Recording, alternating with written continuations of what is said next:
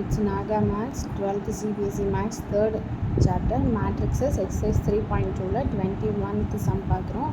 இந்த 21 and 22 வந்து நமக்கு MCQ question, அதாவது one word question என்னென்னு பார்க்கலாம். The restrictions on n, k and p so that py plus wy will be defined r அப்படின்னு கொடுத்துட்டு நம்மளுக்கு assume thatன்னு சொல்லிட்டு இந்த கொஷினுக்கு மேலேயே வந்து எக்ஸோட வேல்யூ எக்ஸுக்கு வந்து என்ன ஆர்டர் அசியூம் பண்ணணும், ஒய்க்கு ஆர்டர் என்னன்ட்டு இந்த அஞ்சு லெட்டர்ஸ்க்குமே வந்து ஆர்டர் வந்து அசியூம் பண்ண சொல்லிட்டு இது என்னதை டிஃபைன் பண்ணுதுன்னு சொல்லி கேட்டிருக்காங்க.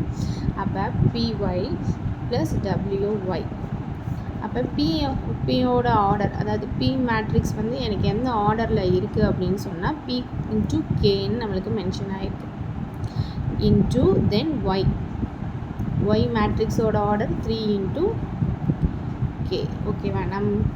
இப்போ நம்மளுக்கு என்ன ஆகும், மல்டிப்ளிகேஷனை பொறுத்த வரைக்கும் உங்களுக்கு தெரிஞ்சிருக்கும். இப்போ நான் 2 மேட்ரிக்ஸஸை மல்டிப்ளை பண்ண போகிறேன் அப்படின்னு சொன்னால் எனக்கு இந்த 2x2 இது வந்து எனக்கு 3x2 அப்படின்னு சொன்னால் எனக்கு இந்த ரெண்டையும் தான் நம்ம எடுப்போம். அதாவது ஃபஸ்ட்டு மேட்ரிக்ஸோட லாஸ்ட்டு ஆர்டர், செகண்ட் மேட்ரிக்ஸோட ஃபஸ்ட் ஆர்டர். அப்போ எனக்கு 2x3 தான் எனக்கு வரும். ஓகேவா? அந்த மாதிரி தான் நம்ம இதுலேயும் சப்ஸ்டியூட் பண்ண போகிறோம். அப்போ எனக்கு இந்த டேர்மோட லாஸ்ட்டு, தென் இந்த மேட்ரிக்ஸோட ஃபஸ்ட்டு டேர்ம்.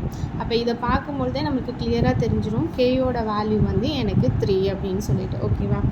தென் அடுத்து நம்மளுக்கு என்ன சொல்லியிருக்காங்கன்னா plus W matrix into Y மேட்ரிக்ஸ்ன்னு சொல்லியிருக்காங்க. டபிள்யூவோட ஆர்டர் வந்து எனக்கு n இன்ட்டு 3ன்னு கொடுத்துருக்காங்க. ஒய்யோடது வந்து 3 இன்ட்டு கேன்னு கொடுத்துருக்குறாங்க. ஓகேவா? இப்போ நம்ம ஏதாவது ஒரு மேட்ரிக்ஸை நம்ம மல்டிப்ளை பண்ண போகிறோம் அப்படின்னு சொன்னால், அதாவது ஆர்டர்ஸ் வந்து சேமாக இருந்துச்சு அப்படின்னு சொன்னால் என்ன ஆகும் அப்படின்னா இதே இதுதான் வரும். அதாவது சேம் நம்பர்ஸ் இருந்தால் போயிட்டு இதை எப்படி எழுதுவோம் அப்படின்னா இது ரெண்டையும் நம்ம வந்து மல்டிப்ளை பண்ணிடலாம். மல்டிப்ளை பண்ணும்போது பி ஒய் மேட்ரிக்ஸ். இப்போ எனக்கு இந்த கேயும் 3யும் போயிடுச்சு அப்படின்னு சொன்னால் ரிமைனிங் எனக்கு என்ன இருக்குது, பி இன்ட்டு கே. ஓகேவா? ப்ளஸ் இது ரெண்டையும் நான் மல்டிப்ளை பண்ணும்பொழுது W into Y n into கேன்னு வரும். ஓகேவா?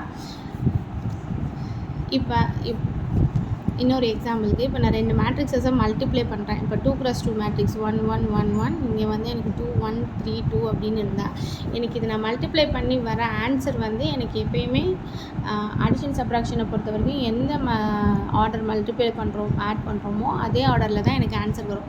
இப்போ இதை நான் ஆட் பண்ணேன்னா எனக்கு வர ஆன்சரும் எனக்கு 2x2 மேட்ரிக்ஸாக தான் இருக்கும். இப்போ அந்த கண்டிஷன் வச்சு பார்க்கும்பொழுது எனக்கு இங்கேயும் கே இருக்குது, இங்கேயும் கே இருக்குது. அப்போ கண்டிப்பாக இந்த எண்ணும் பியும் எனக்கு ஈக்குவலாக இருந்துச்சுன்னா தான் எனக்கு இதை வந்து ஆட் பண்ண முடியும் இந்த மேட்ரிக்ஸை. இது வந்து எனக்கு வெல் டிஃபைன்டுன்னு சொல்லியிருக்கனால அப்போ இது என்னது, இது கண்டிப்பாக பியும் எண்ணும் ஈக்குவலாக தான் இருக்கணும். அப்போ பி இஸ் ஈக்குவல் டு என்னன்னு நம்ம சொல்கிறோம். ஓகேவா? இப்போ என்ன ஆகும், இது வந்து எனக்கு ஆப்ஷன் ஏல தான் இந்த ஆன்சர் இருக்குது. ஆப்ஷன் ஏ வந்து எனக்கு என்னென்னா K is equal to 3, B is equal to N.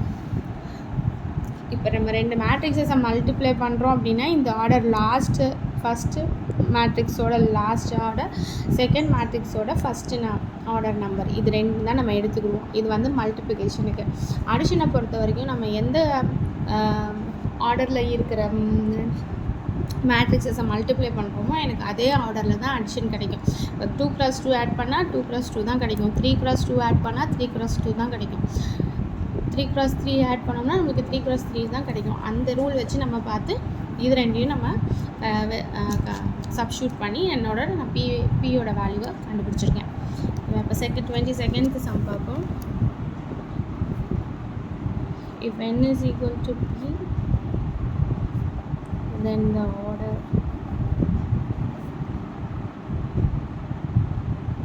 of the matrix 7x minus 5z சொல்லியிருக்காங்க. இதுவும் நம்ம லாஸ்ட் சம்மில் XYக்கு வந்து ஆர்டர் அசியூம் பண்ண மாதிரியே தான் இதுக்கும் பண்ணணும். இது 7 இன்ட்டு எக்ஸ் மேட்ரிக்ஸ், எக்ஸோட ஆர்டர் வந்து லாஸ்ட் சம்மில் 2x n கொடுத்துருந்தாங்க. 2 into n minus 5 into Z. இசட்டோட ஆர்டர் வந்து 2 இன்ட்டு பி. ஓகேவா? அப்போ என்ன ஆகும், இப்போ இது எந்த மாதிரி இருக்குது அப்படின்னா 7 இன்ட்டு எனக்கு இது ஒரு 2x2 மேட்ரிக்ஸ் இருக்குதுன்னு வைங்களேன். 1 2 1 2 மைனஸ் 5 இன்ட்டு 1001 இப்படி வச்சுருக்கேன். இப்போ இதை மல்டிப்ளை பண்ணோம்னா என்ன ஆகும்? எனக்கு நெக்ஸ்ட்டு சப்போஸ் இந்த 7 உள்ளே நான் மல்டிப்ளை பண்ணும்போது 714 மைனஸ் 5005. ஓகேவா? இதை நான் உள்ளே ஜஸ்ட்டு மல்டிப்ளை பண்ணி இது ரெண்டையும் நான் ஆட் பண்ணுவேன். ஆட் பண்ணும்போது எனக்கு என்ன கிடைக்கும்? 7 minus 5 14 minus 0 7 minus 0 14 minus 5. ஓகேவா? இப்போ எனக்கு ஆன்சர் வந்து எனக்கு என்னது? டோட்டலாக 4 எலமெண்ட் 2x2 தான் இருக்குது. அப்போ இது ரெண்டையும் நம்ம சப்ராக்ட் தான் பண்ண போகிறோம். சப்ராக்ட் பண்ணும்பொழுது என்ன ஆர்டரில் இருந்ததோ, அதாவது 2x2னா 2x2, 3x3னா 3x2, என்ன ஆர்டரில் எனக்கு மேட்ரிக்ஸ் இருக்குதோ அதே ஆர்டரில் தான் எனக்கு ஆன்சர் கிடைக்கும். அந்த கண்டிஷனை வச்சு நம்ம பார்த்தோம்னா இப்போ எனக்கு இங்கேயும் 2 இருக்குது, இங்கேயும் 2வும் ஈக்குவலாக இருக்குது. அப்போ n is equal to p. இந்த n-ம் p-யும் ஈக்குவலாக இருந்தால் மட்டும்தான் எனக்கு என்ன கிடைக்கும்?